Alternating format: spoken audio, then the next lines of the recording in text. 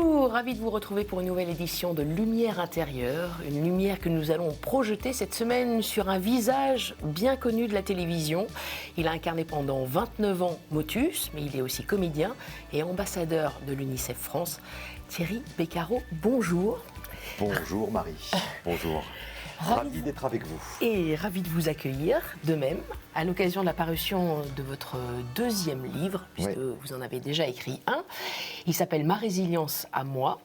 Il poursuit un peu le premier, puisque c'est une résilience qui se prolonge. Le premier étant, et il a été très connu d'ailleurs, et bien vendu, « Je suis né à 17 ans », c'était en 2018, les deux parus chez Plomb. Où vous avez dévoilé pour la première fois votre enfance maltraitée, dont nous allons reparler. Ouais. Pourquoi cette nécessité de prolonger cette résilience par deux livres autobiographiques, deux témoignages? La nécessité, je ne sais pas si elle était là, en fait. Au départ, j'écris ce premier livre, je suis né à 17 ans, j'ai une peur, mais... si vous avez lu le deuxième livre, vous savez que la peur m'accompagne, elle m'a accompagné, donc ça ne sera pas très surprenant pour ceux ou celles qui me regardent. Mais je me suis dit, mais mon Dieu, qu'est-ce que ça va donner ? Et mon éditeur m'avait dit, Thierry, fais-nous confiance, tu vas voir, tu vas aider, grâce à ce livre, tu vas aider mais des millions de personnes, quoi. Enfin, des milliers de gens qui en fait se croient seuls à vivre ce qu'elles sont en train de vivre. Comme moi, je me croyais seul. Alors, revenons sur ce premier livre, effectivement, et on va en parler. Vous avez été un enfant maltraité, un enfant battu. Donc, je n'avais jamais parlé de ça. Donc, dès l'instant où on me propose de raconter mon histoire, ça c'était en 2018. J'hésite, parce que donc je prépare le livre un peu avec ma mère, donc c'est compliqué. Je veux pas que ce soit un livre de vengeance, de revanche. C'est un livre factuel où je raconte les choses, et donc ça ouvre des portes incroyables, et ça m'ouvre des portes incroyables. On va en parler. Et donc, moi, je pense que après ce premier livre, j'ai fait l'essentiel, quoi. J'ai fait ce qu'il fallait faire, les gens sont très contents, et je prends rendez-vous avec mon éditeur pour déjeuner et lui dire merci pour tout ça, quoi. Un livre thérapie. Un livre un peu thérapie, un livre qui m'a permis de recevoir tout l'amour que j'ai peut-être pas reçu pendant toutes ces années. Donc je lui dis merci pour tout ça, et puis tu sais, il m'arrive tellement de choses que parfois j'ai l'impression que là-haut on me tape sur l'épaule et puis on me dit non, c'est pas terminé. C'est pas terminé. Et je dis à mon éditeur, mais oui, mais moi je me dis, mais qu'est-ce que je peux faire avec tout ça, quoi? Et il me dit, mais tu veux pas le raconter? Et c'est là que va naître le deuxième livre. Et je dis, moi, ce que je veux bien raconter, c'est comment j'ai réussi à m'en sortir. Donc ce fameux chemin qui mène à la résilience. Et voilà comment est né ce deuxième livre. Et je lui dis, moi, je voudrais raconter ma résilience à moi. Donc, petit clin d'œil à la chanson de Julien Clerc, mais petit clin d'œil un peu plus sévère à toutes celles et à tous ceux qui utilisent ce mot de résilience un petit peu à toutes les sauces, quoi. C'est-à-dire que le mot résilience, c'est un mot, c'est comme le mot amour, le mot amitié, le mot bonheur, ce sont des mots je trouve à manier avec précaution. Ce sont des mots fragiles. La résilience, c'est pas n'importe quoi. Si vous interrogez Boris Cyrulnik, qui a mis en avant ce mot, c'est pas rien, la résilience. Ça se décide pas comme ça. On décide pas qu'on va faire résilience et climat. On ne décide pas de faire une résilience pour l'économie comme on est en train de le faire aujourd'hui. La résilience, elle arrive bien après. Elle arrive après la souffrance. Elle arrive quand on a réussi à se sortir de ça, quand on arrive à s'extirper et transformer le malheur, comme dit Boris Cyrulnik, en quelque chose de beau, ce merveilleux malheur. La période de confinement, de Covid, vous a justement incité à cette réflexion et à l'écriture. La période de confinement, elle a été très importante. La première, elle a été comme pour tout le monde, quelque chose où on était tous solidaires, on était tous empreint d'une merveilleuse bonne volonté pour se sortir de ça, pour applaudir les enseignants. Et en même temps, on s'est retrouvé un peu... moi, j'étais au théâtre, et donc j'ai dû arrêter de jouer. On s'est tous retrouvés avec nous-mêmes. Donc, qu'est-ce qu'on fait?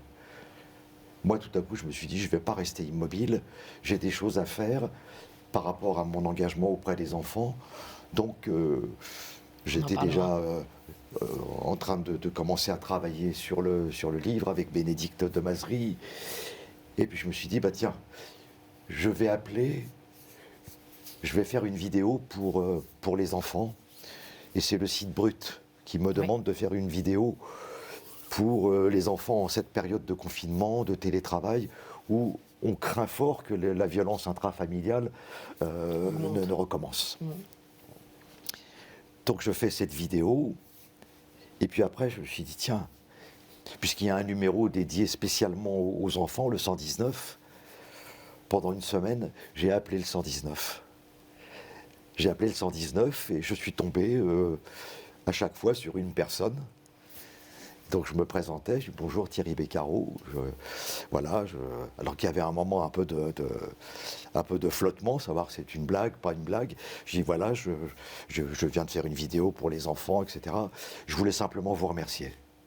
Voilà, pour ce que vous faites. Donc je vous demande de partager ça avec tous vos collègues là, qui sont en train de décrocher le téléphone. Donc j'ai fait ça pendant une semaine. C'est voilà, ce genre de petites choses que je me suis appliqué à faire pendant cette période de pandémie, de confinement. Et puis la gestation, donc, la gestation aussi de ce deuxième livre. Oui, parce que je venais de parler avec l'éditeur quand tout à coup ça nous est retombé dessus, quoi. Donc j'ai commencé à réunir tous les petits textes qu'on retrouve dans le livre et dont je n'avais jamais parlé. Ces textes que j'ai écrits j'ai envie de dire dans l'intimité de mes nuits, les jours où ça allait moins bien. Des textes thérapeutiques aussi. Oui, parce que c'est vrai que la feuille blanche, ça a été mon premier psychologue, ça a été mon premier confident. C'est sur le papier que j'ai pu écrire mes chagrins, mes doutes, mes angoisses, mes peurs, mes histoires d'amour. Est-ce que vous pourriez nous partager l'un de ces textes, lire un passage, oui. Comme voilà, vous en parlez. D'abord, je voulais commencer par peu de gens y font référence, alors que pour moi, c'est la porte d'entrée pour ce livre. C'est un petit texte, ce sont quelques phrases de Rainer Maria Rilke. Être un jeune poète. Que je lis régulièrement, qui est avec moi, il est dans mon sac. Il y a Christian Bobin qui m'accompagne, il y a Rainer Maria Rilke et Alexandre Vialat. Ce sont mes compagnons de voyage. Celui qui s'efforce de vous réconforter. Ne croyez pas, sous ces mots simples et calmes qui parfois vous apaisent, qu'il vit lui-même sans difficulté. Sa vie n'est pas exempte de peine et de tristesse. S'il en eût été autrement, il n'aurait pas pu trouver ces mots-là. C'est ce qui me permet de dire aux gens, voilà, si je me permets ce livre sur la résilience, voilà, c'est parce que ce que vous vivez en ce moment, ce que vous allez peut-être lire, ne croyez pas que j'en sois complètement détaché. Je peux me permettre de vous livrer ça parce que je connais ce chemin. Voilà, c'est un chemin par lequel je suis passé. Quelques rendez-vous ratés, alors, là, des trains manquants à l'arrivée. Et je cherche des griots barouillés, des châteaux oubliés, je cherche. Un vent me souffle sur la peau que je te reverrai bientôt, malgré des bateaux qui dérivent, j'arrive. Il se peut que mes yeux se voilent à te chercher dans trop d'étoiles. Voilà, ça c'était... Je me méfie des mots, c'est ce que j'écris. Ils sont comme du cristal, à la fois fragiles et solides. Souvent j'ai envie d'exprimer des sentiments, mais je n'arrive pas à les formuler. J'ai peur de ce qui va sortir de ma bouche. Peur de ces trois mots. Je t'aime, J'ai peur qu'il m'empoisonne, qu'il m'emprisonne, peur de m'entendre dire en retour « Ah, tu vois, tu l'as dit !» Que ce soit dans la relation amoureuse ou dans le travail, la maltraitance provoque ça. Voilà, voilà un petit extrait de ces textes que parfois même mes très très proches ne connaissent pas. Donc je les ai sortis de mes petits carnets pour essayer d'expliquer aux gens que nos vies, parfois, sont comme ça aurait pu être le titre du livre, sont comme un pont de singe. Ce fameux pont, vous savez, qui permet de traverser, vous êtes au-dessus d'une rivière, et il faut passer d'une rive à l'autre, sur un pont qui est constitué de lattes. Comme ça, il faut s'accrocher aux cordes. C'est une espèce de Koh-Lanta de la vie. Et vous avancez latte après latte, et ça bouge. Et puis, il y a 30 mètres sous vos pieds, et vous avez le vertige, vous avez peur. Et à chaque fois que vous faites un pas, voilà, c'est toujours ça de gagner. Et puis, une fois que vous avez traversé le pont de singe... Vous l'avez traversé ? Oh, je pense, oui. Je pense que c'est ma première rencontre avec Boris Cyrulnik. Elle a été très très brève. J'assistais à une de ses conférences, tout à fait anonymement. Et je vais le voir à la fin, je le salue et je lui dis, je fais une référence à son livre, Les vilains petits canards. Et je lui serre la main et je lui dis, je voulais vous remercier, un ancien vilain petit canard. Un ancien vilain petit canard. Et il m'a dit cette phrase, on est pas mal de l'autre côté de la rive. Et ça a failli être le titre du premier livre, de l'autre côté de la rive. Donc, oui, je pense que, même si parfois ça peut trembloter un peu, je peux avoir des petits allers-retours, je me retrouve un peu sur une ou deux lattes un peu difficiles à enjamber. Oui, je pense que ce travail que j'ai fait avec les deux livres-là, je pense que ça m'a apporté pas mal d'apaisement. Ouais. Un vilain petit canard qui est devenu un beau signe. Ouais. Le travail avec ses livres, avec ses mots et avec la psychanalyse. Ça a été important, hein. Vous en parlez beaucoup dans ce livre-là. Ah oui, ça a été important. Et c'est d'autant plus important, et je le dis pour celles et ceux qui nous écoutent, qui nous regardent, et pour qui parfois c'est difficile. Et qui peuvent imaginer que tout le monde n'a pas les moyens de s'offrir une analyse. Tout le monde n'a... Moi, je réponds, ce travail que j'ai fait, l'argent que j'ai investi dans ce travail, je ne l'ai pas investi ailleurs. C'est-à-dire que j'ai décidé, pour mon entourage, pour celles et ceux qui m'accompagnaient, qu'à un moment donné, il fallait essayer de comprendre pour arriver à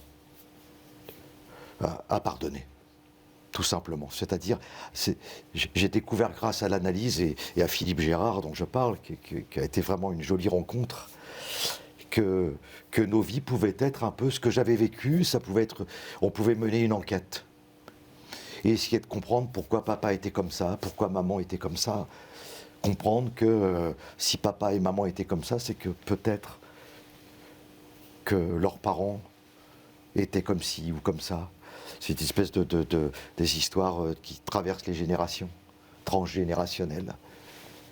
La colère s'est transformée. Je me suis dit, ah mais oui, ah mais c'est pour ça qu'il est comme ça, ah, c'est pour ça qu'elle est comme ça.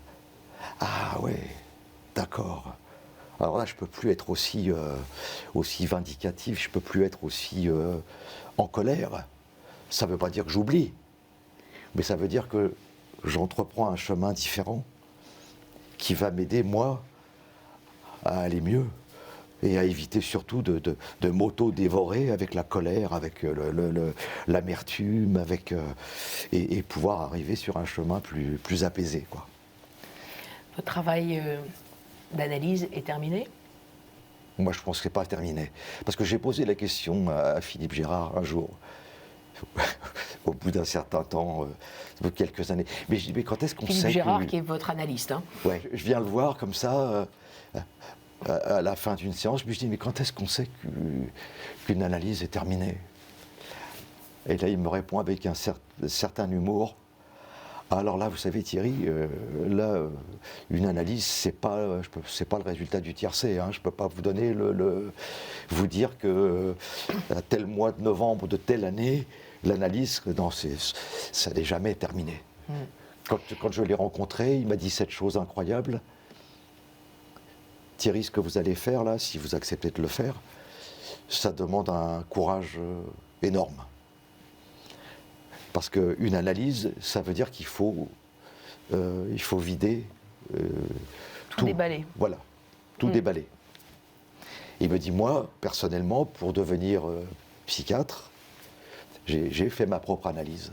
Et il m'a dit, je peux vous dire que à la fin de mon analyse, il n'y avait plus rien à la cave, il n'y avait plus rien au grenier.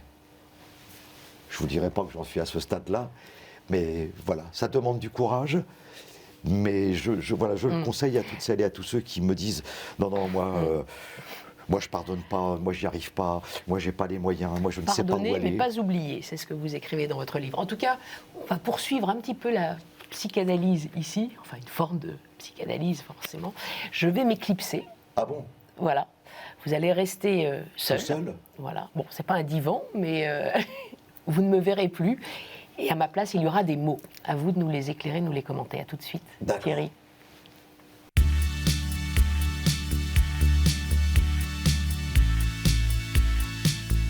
Alors, Thierry, est-ce que vous êtes bien? Oui, on pourrait commencer par un mot que je connais bien. Oui, mais attendez, la solitude. Mais là, en l'occurrence, c'est moi qui vous donne les mots. Je vais vous proposer le premier mot. Vous l'avez évoqué tout à l'heure. Au début de notre entretien, c'est le mot peur. Ça peut aller ensemble d'ailleurs. Oui, la peur, c'est quelque chose qui... Je ne veux pas dire que j'ai été obligé de m'en faire une compagne, mais c'est vrai qu'elle a été présente dans ma vie depuis tout petit. En fait, j'ai vécu 4 ans de bonheur intense quand j'étais avec ma grand-mère. Je vivais avec, pendant les 4 premières années, c'est elle qui s'est occupée de moi. Mémère Anna. Mémère Anna, et je le dis, je le répète toujours avec un grand bonheur. Pendant 4 ans, le temps n'a jamais existé. Le temps n'a jamais existé. Je n'ai jamais su ce que c'était qu'un dimanche, un lundi, un mardi. Voilà, je me promenais avec l'amour de ma grand-mère. Et puis après, je suis passé de ma vie horizontale à la vie verticale. Et c'est là que la peur a commencé à s'installer, puisque la vie de mes parents était un peu bousculée. On va rappeler un peu le contexte, puisqu'en fait, votre père était concessionnaire automobile, votre maman est militaire. Et c'est vrai que tout jeune, ils vous ont confié à votre grand-mère de 0 à 4 ans, c'est ça hein, que vous C'est ça. Parce dites, et ensuite vous êtes retourné dans le foyer. En fait, mes parents n'avaient pas les moyens, n'avaient pas encore d'appartement. Moi, je suis né en 1956. On sortait de la guerre. Hein, il ne faut pas oublier ça. Donc, mes parents n'étaient pas encore en mesure de se loger. Donc, c'est ma grand-mère qui s'est occupée de moi pendant 4 ans. Donc là, je dis que j'ai vécu ma vie horizontale avec elle. Et après, ils ont obtenu un appartement dans ce qui allait être les grands ensembles, les fameux HLM. Et donc, du jour au lendemain, j'y habitais au 11e étage d'une grande tour à Colombes. Et la vie de mon père et de ma mère était assez bousculée, assez difficile, puisque mon père était d'origine italienne, un rital, donc qui avait beaucoup souffert de la Seconde Guerre mondiale, de cette espèce de racisme que pouvaient vivre les Italiens, les macaronis, etc. Donc un personnage un peu complexé, très jaloux. Et ma mère travaillait à l'armée, au ministère de l'Air, à Ballard, à Paris. Et donc elle était entourée de beaucoup d'hommes. Et cette jalousie va le rendre fou. Et quand il était dans ces moments où les démons s'emparaient de lui, mon père tombait dans l'alcool. Voilà. Et quand il rentrait le soir, eh ben je recevais, pour quelques prétextes que ce soit, je devais être un petit peu la vengeance, certainement, je ne sais pas. Le bouc émissaire.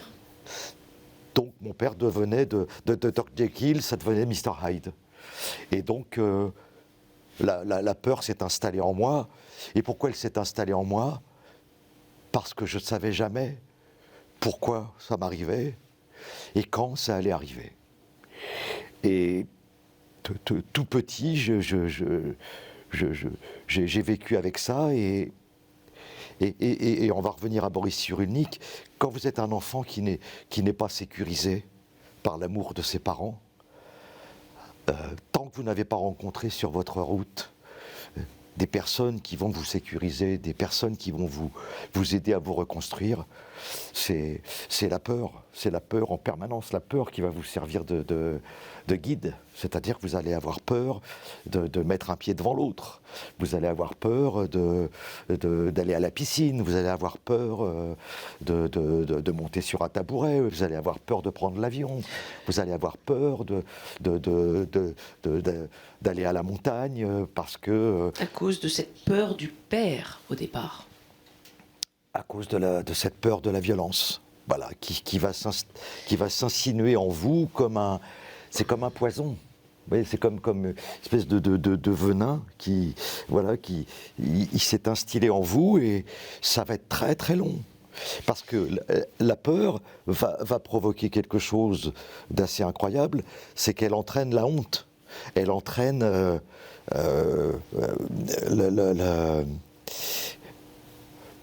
quand vous avez peur, vous n'osez pas le dire. Parce que vous êtes seul, vous pensez que vous êtes seul à vivre ce que vous êtes en train de vivre. D'où l'intérêt de ces 2 livres que j'ai écrits. C'est que quand tout à coup vous échangez avec quelqu'un et que la personne vous dit « mais moi je connais ce que tu as vécu. Merci d'en parler ». Parce que la peur, ça m'a accompagné jusqu'à aujourd'hui. Jusqu'à quand je raconte que j'ai mis 30 ans à participer à Fort Boyard parce que je n'osais pas avouer que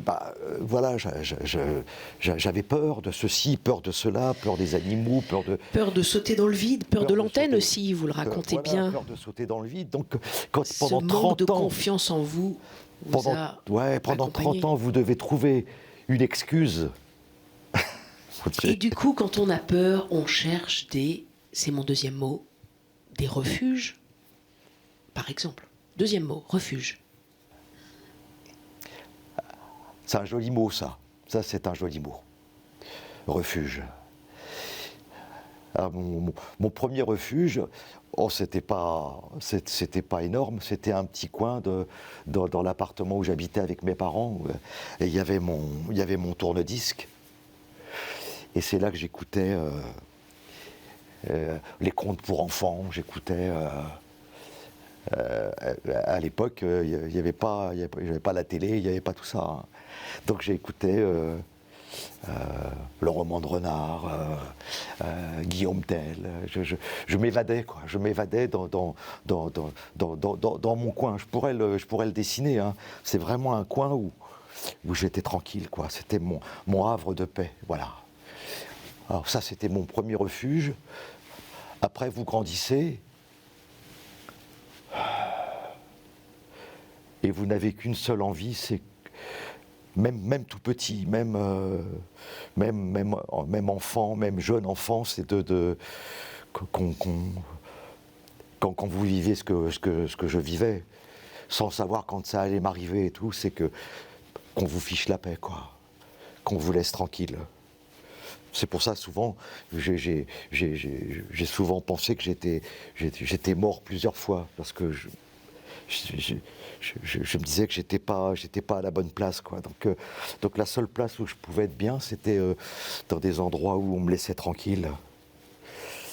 Puis après, vous grandissez et le corps se met à parler. Le corps se met à parler pour vous, puisque les mots ont du mal à sortir, donc vous commencez à faire de la spasmophilie, des crises. Donc le refuge, où est-ce que vous allez le trouver? Vous allez le trouver dans les médicaments,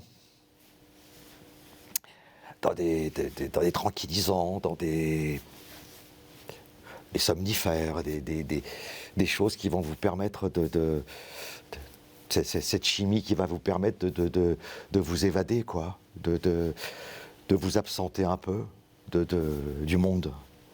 C'est dangereux, hein, c'est dangereux, j'en conviens, je le confesse, mais tout ce que je raconte, tout ce que je vous dis là, c'est pour expliquer à celles et à ceux qui passent par ce chemin-là, que je suis passé par ce chemin, que c'est un chemin dont il est difficile de se sortir, qu'on peut s'en sortir, que j'ai eu la chance de ne pas tomber dans d'autres addictions, parce que le refuge, on peut le remplacer parfois par le mot addiction, hein. Il faut être honnête. Je n'ai pas connu l'univers de la drogue ou celui de l'alcool. Vous aviez celui du café. J'ai connu celui du café, oui. Ça a l'air de rien comme ça. Mais, waouh! C'était très dangereux. J'ai eu une période où, je raconte ça, je buvais 13 cafés par jour, quoi. C'était pareil, c'était des petits moments comme ça où on se fait un petit plaisir, en général, le petit café à la fin du repas, voilà, ça fait plaisir à tout le monde, voilà. Et moi, c'était un petit café toutes les demi-heures, quoi, à chaque fois. C'est des pauses, c'est comme des pauses dans nos vies. Ce qui fait que quand le médecin que vous allez voir, parce que vous êtes dans un état nerveux et d'angoisse, le médecin vous dit Monsieur Beccaro, on va arrêter le café. C'est comme tout à coup, comme si on me disait on va passer au sevrage, quoi. J'ai failli pleurer, c'était fou. C'est-à-dire que j'ai dit mais où est-ce que je vais me réfugier, quoi? Ça va être quoi mon plaisir? Réfugié, vous le disiez encore. Vous êtes réfugié aussi parfois dans le jeu, casino, et dans des relations d'un soir. Est-ce que ces différentes dépendances, ces addictions, est-ce qu'elles sont à voir en parallèle avec celles de votre père et l'alcool? J'ai pas l'impression. Parce que là, on parlait du jeu. Alors j'adore ça, parce que là, on revient à la psychanalyse, c'est très lacanien, le jeu et le jeu. Là, j'ai réussi à faire très attention avec ce genre d'addiction. Le paradoxe avec mon père, c'est que c'était un type, je le dis dans le premier livre, et je le redis d'ailleurs dans le suivant, c'était un type, c'était un homme formidable. Quand il n'avait pas bu, c'était quelqu'un de très aimé, de très drôle, qui avait un charme fou. Je dis souvent, il ressemblait à Don Diego de la Vega. Voilà, il ressemblait à Zorro. Et dans un des textes que j'ai écrits, je disais, c'est dommage, parce que Zorro, c'était le protecteur des femmes et des enfants, mais voilà. Lui, son Z à lui, c'était ses 5 doigts qui avaient marbré mon dos. Mais quand il était bien, c'était quelqu'un qui écoutait Frank Sinatra, qui m'a fait découvrir Dean Martin, qui écoutait Brassens, c'est tout. Donc c'est tout ça qui rend fou. Si mon père, ça avait été quelqu'un d'épouvantable tous les jours de la semaine, au moins c'était clair. Mais là, moi, ce qui me rendait fou et ce qui me tétanisait, au sens propre comme au sens figuré, c'est que je ne savais pas, je ne comprenais pas. Et il ne faut jamais oublier qu'un enfant, hein, je repars un petit peu sur ce que nous évoquons, un enfant maltraité, il n'a pas la psychologie pour comprendre ce qui lui arrive. Il ne comprend pas. Donc il pense qu'il a fait une bêtise. Il pense que c'est de sa faute. Donc, voilà, c'est tout ce que je peux reprocher à mon père. Voilà, c'est c'est de m'avoir frappé alors que vraiment j'étais totalement innocent, vraiment, vraiment. Je vous propose mon troisième mot. Ouais. Et c'est le mot ange, qui revient souvent dans votre livre avec un A majuscule. Ouais. Et oui, ça me fait sourire.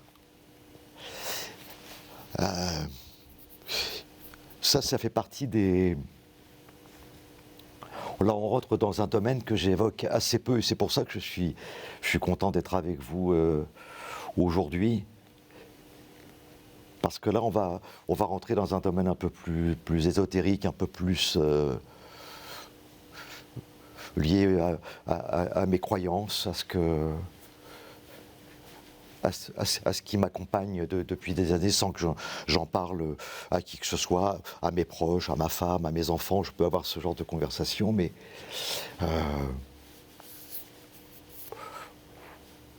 voilà, je pense que je pense qu'on n'arrive pas innocemment sur Terre. Je pense que je suis une âme qui s'est incarnée. Et comme m'a dit quelqu'un un jour, il ne faut pas oublier que tu as choisi de venir ici. Alors ça fait bizarre. Ouais. Oui, tu as un chemin à faire, tu t'es incarné dans ce corps pour vivre la vie que tu as vécue. Et quelqu'un m'a dit un jour, toi, si tu es venu et que tu as eu ces parents-là,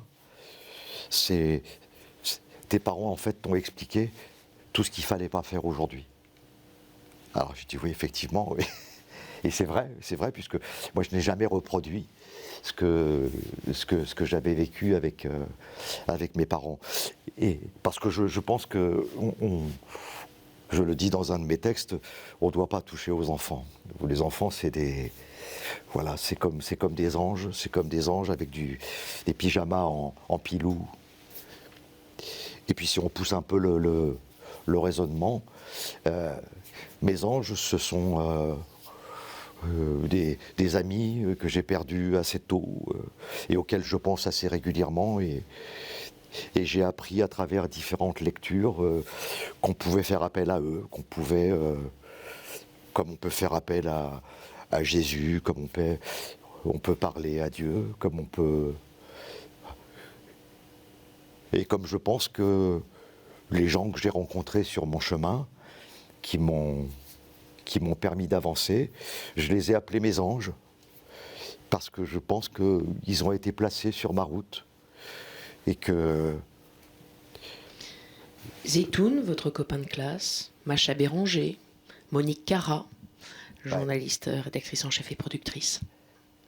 C'est tout, oui. Ces personnes, Macha Béranger, c'est une femme qui fait une émission la nuit pour des gens qu'elle appelle les sans-sommeil, et avec qui elle va discuter.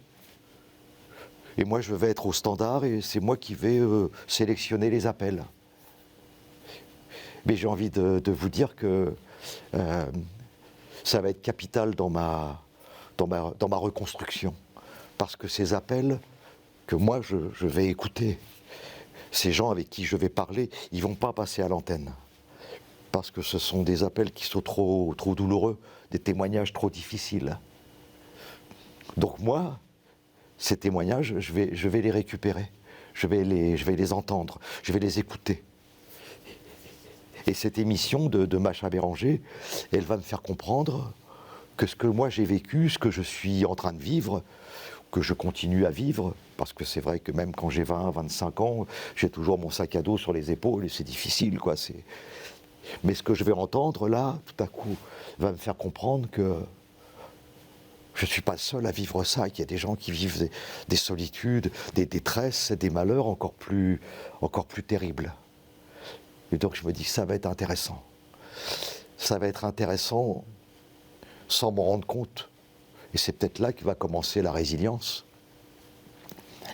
Elle va commencer quand je vais comprendre qu'il y a peut-être d'autres choses à faire que de rester prostré sur sa propre douleur. Il y a peut-être des choses à faire, il y a peut-être cette écoute, cette rencontre tous les soirs à partir de minuit. Elle peut t'aider à avancer. Et c'est ce que je vais faire. À travers Macha Béranger, Monique Cara, Nicole Covillers qui va me proposer de présenter Motus. Je me dis, tiens, et si toi tu transformais, si ta douleur, tu la transformais, si tu décidais d'apporter du plaisir aux gens, de la bienveillance, du sourire, voilà, en mettant de côté tes propres souffrances, tes propres souffrances, tu vas t'en occuper à part. Et pour terminer sur ce merveilleux mot, souvent j'imagine les jours où je vais pas bien, que là-haut, le très haut, il y a une espèce de grande entreprise comme ça, avec Dieu, avec Jésus, et il y a une grande entreprise comme ça avec des anges gardiens. Et donc quand il voit que je vais pas bien, il envoie un petit message. Tiens, envoyez-moi quelqu'un là dans la rue pour faire un petit signe amical à M. Beccaro, là, parce qu'il n'a pas la pêche. Et là, j'ai une camionnette qui passe avec un type qui me fait... où je croise une dame qui me dit vous nous manquez, vous savez, c'est super, j'adore ce que vous faites. Ou je croise, en sortant d'un café, une dame qui me dit, continuez ce que vous faites pour les enfants. Je lui dis, écoutez, merci. Oui, je vous le dis parce que je suis juge pour enfants. Merci. Et hop, elle passe. Vous voyez, ça c'est, pour moi, ça c'est des cadeaux et ça tombe comme ça, comme des envoyés, je suis très sensible à ça. On va passer au 4e et dernier mot, et c'est le mot mission. Ça aussi, ça c'est un joli mot, ça. Parce que là, ça c'est un mot qui me pose problème, puisque c'est ce mot que sans savoir, il va être en moi. C'est-à-dire que quand je vais sortir ce premier livre, il va se passer tellement de choses. Je vais faire une vidéo pour le site Brut où je parle de la maltraitance. Elle va être vue par plus de 20 millions de personnes. Ça va être un raz-de-marée. Ça va être quelque chose d'incroyable. Ça va m'apporter tellement de belles choses, tellement d'amour, tellement de signes d'affection, Je vais devenir ambassadeur à l'UNICEF. Je vais faire ma première mission en Côte d'Ivoire. Et ça, c'est important parce que c'est comme la résilience. Vous décidez pas de devenir résilient. Vous le devenez au fur et à mesure. Eh bien, le jour où je suis allé à l'UNICEF pour mon premier rendez-vous, au bout de 20 minutes, j'ai dit à toutes et à tous les représentants de l'UNICEF, d'une façon assez naïve, j'ai dit, bon, est-ce qu'à partir de maintenant, je peux me considérer comme ambassadeur de l'UNICEF? Alors ça les a fait gentiment sourire, et là on m'a dit, Thierry, ça ne se passe pas vraiment comme ça. Ce qu'on va faire d'abord, c'est qu'on va vous faire effectuer votre première mission. Première mission, on va voir où on vous enverra, parce que c'est un rôle difficile, ce sont des voyages compliqués, émotionnellement c'est fort, et donc ça peut être compliqué pour vous, et vous pouvez nous dire, voilà. Donc j'ai effectué ma première mission en Côte d'Ivoire, il y a 3 ans, et j'ai eu peur. Eh oui, encore une fois, mon Dieu que j'ai eu peur. Et puis j'ai quelqu'un qui s'occupe des ambassadeurs, qui s'appelle Marie-Pierre Spinozzi. Elle m'a dit, je sais, je connais tout ce que tu as vécu, je serai là. S'il y a quoi que ce soit, je serai là. Et la mission, elle a quelque chose de formidable. C'est un peu comme le théâtre. c'est que la mission, elle vous donne une force incroyable. C'est que là, je peux vous dire, on a pris le car, j'ai fait des kilomètres pour aller dans des villages en Côte d'Ivoire, des villages où il n'y a rien, il n'y a pas une pharmacie, il n'y a pas où ça se coud dans tous les sens, où vous faites 400 kilomètres de route, etc. Mais là, je suis allé à la rencontre des enfants, des directeurs de villages, des directeurs d'école. Je suis allé à l'hôpital de Bouaké, j'ai vu les maternités, j'ai vu la pédiatrie, j'ai vu ce qu'on faisait pour les enfants, j'ai vu tout ce qu'on a, tout ce qu'ils n'ont pas et tout ce que nous avons en France. Donc cette mission, elle était importante. Donc ça a été ma première mission. Et puis il y a la mission, on va dire, plus spirituelle. Celle qui m'a été confiée quand je dis à mon éditeur qu'est-ce que je peux bien faire avec tout ça. Et que je peux parfois demander au Seigneur, je crois à la synchronicité. Marie, j'étais chez moi il y a quelques jours, et dans un moment où j'avais pas trop le moral, je dis Seigneur, envoyez-moi des messages. Envoyez-moi des messages. Voilà. Et le lendemain, nous étions le lundi, j'avais amené mon petit chien chez le vétérinaire, et je reçois un message de mon attaché de presse. Il dit, moi je viens de recevoir un coup de fil de quelqu'un qui présente une émission, il veut savoir si ça t'intéresserait, c'est sur le pardon. Ah ben j'ai dit oui, bien sûr que ça m'intéresse. Oui. Ben, j'ai dit écoute, rappelle-moi, etc.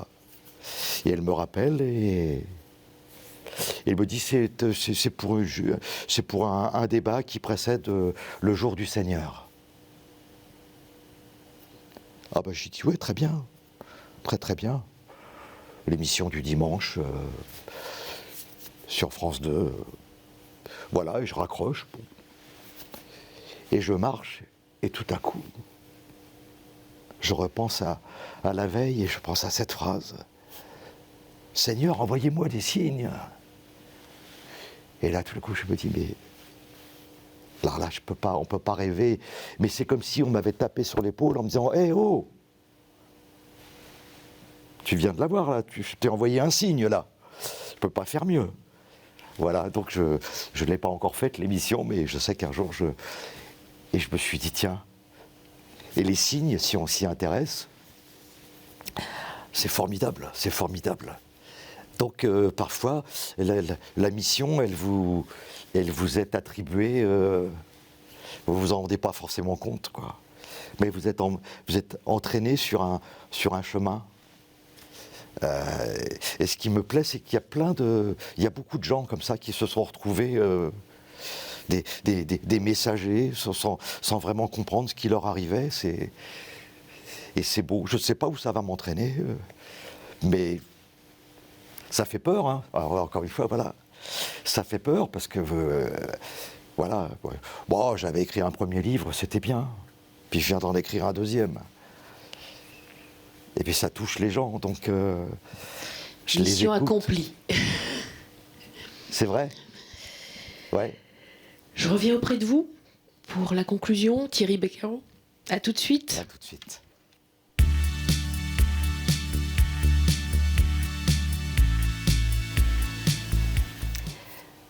Alors Thierry, je suis de retour avec vous. Ah, Marie. Comment est-ce que vous avez vécu cette expérience? Est-ce que c'était plus proche du cabinet de psy? Je trouve ça formidable. Ou du confessionnal? Oui, j'espère que je n'ai pas trop parlé. Parce que les mots étaient bien choisis. Les mots étaient bien choisis. Certains sont plus douloureux que d'autres à évoquer. Le plus douloureux, c'était? Oui, parler Lequel? de la peur, c'est plus difficile. Alors, on a parler aussi... du refuge, c'était assez agréable. Les anges, j'y ai pris beaucoup de plaisir. Et je trouvais que le mot mission était très bien choisi. Alors justement, parlons un petit peu de ces derniers mots, ange, signe, mission. Quelle est votre spiritualité aujourd'hui? Est-ce que vous vous recueillez souvent? Est-ce que vous avez un lien avec la religion catholique, puisque vous êtes baptisé? Ça, c'est un... Là, on va revenir à ma petite enfance, quand j'étais dans mon petit carré. Ça, c'est mon petit coin à moi. Je lis régulièrement la Bible, l'Ecclésiaste. C'est assez dur, hein, c'est assez dur, mais je suis assez vanité, pour... tout est vanité. Ouais. Mais ça normalement, ça ne doit pas vous surprendre. Mon chemin de vie fait que je veux n'être dupe de rien. Voilà, c'est pour ça que vanité, tout n'est que vanité et poursuite du vent. C'est pour ça que l'Ecclésiaste... Après, quand on continue la lecture, il y a des choses un peu plus âpres et plus dures, mais c'est vrai que voilà, il y a un temps pour, voilà. C'est pour ça que je me suis dit à un moment donné, je vais arrêter la présentation de Motus parce que ma collaboration avec France Télévisions, parce que j'avais l'impression Alors ça justement, Motus s'est terminé en 2019, oui. C'était un an après la sortie de votre livre. Ouais. Est-ce que c'est lié? C'était aussi une page qui se refermait à ce moment-là? Oui, je pense qu'il y avait quelque chose qui était de cet ordre-là. C'est-à-dire que d'abord, je décidais, moi, que j'allais arrêter. Je ne partais pas sur un coup de tête. Je savais qu'un an après, puisque j'ai prévenu un an avant, un an après, il y avait ce livre qui était là, il y avait une pièce de théâtre, il y avait ma mission d'ambassadeur à l'UNICEF.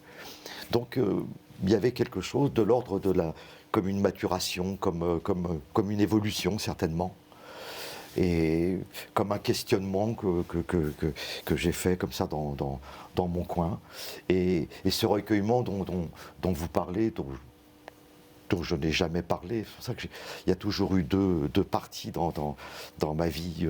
Il y a le professionnel, où j'ai toujours fait bonne figure et j'ai toujours souri. J'ai accompagné mon père, je présentais Motus cette semaine-là, quoi. Je faisais Quand il est mort, oui, en mes 6 émissions par jour, et le soir, j'allais à l'hôpital. Toute mon équipe ne sait pas, à part ma fille qui m'accompagnait, qui était script sur l'émission, c'est la seule. Sinon, personne n'était au courant et j'ai présenté avec le sourire. Le masque. À côté de ça, là où je vais quand j'aperçois une église, quand je suis en tournée, pas très loin de chez moi, il y a l'église Saint-Léon. Même le prêtre de l'église Saint-Léon ne sait pas que, de temps en temps, j'aime rentrer dans une église. Et je m'assois. Je m'assois, je fais le signe de croix, je m'assois et je profite du silence. Ça me fait un bien fou, c'est quelque chose d'apaisant. Je pense à tous ceux que j'aime, à celles et à ceux qui m'ont quitté. Je ne sais pas trop ce que je peux formuler. Vous priez? En fait, vous priez? Peut-être, ouais. Je ne sais. Non, mais je ne sais pas ce que je fais. C'est une super question, ça.